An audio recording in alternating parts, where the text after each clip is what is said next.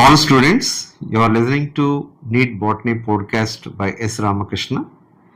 In this topic, the plant kingdom. The plant kingdom undoubtedly a concept-based topic. In 2025, around 5 questions were asked. So it shows how the topic it is important and scoring. And many students find this topic it is a tricky topic, not by content. It requires multiple concepts to be connected because in these concepts which are scattered. So it is my effort to connect the dots of all the concepts step by step, paragraph wise, and finally it makes your process easier. You can understand it and you can retain it. You can recall the information at the time of examination. Because it is not possible to recall the sentences you underlined at the time of examination under pressure. But you can recall the logic that delivered to you between the lines by lecturer is very, very important.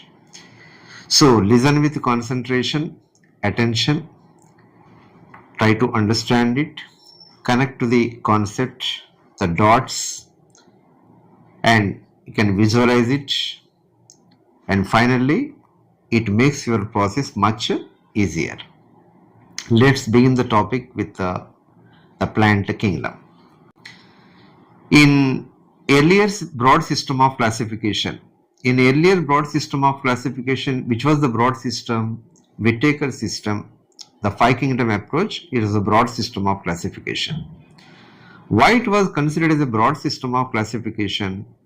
Because Whittaker grouped diversified organism into broader categories based on cell structure, body organization, nutrition, reproduction, phylogeny into Monera, Protista, fungi, Animalia, Plantae.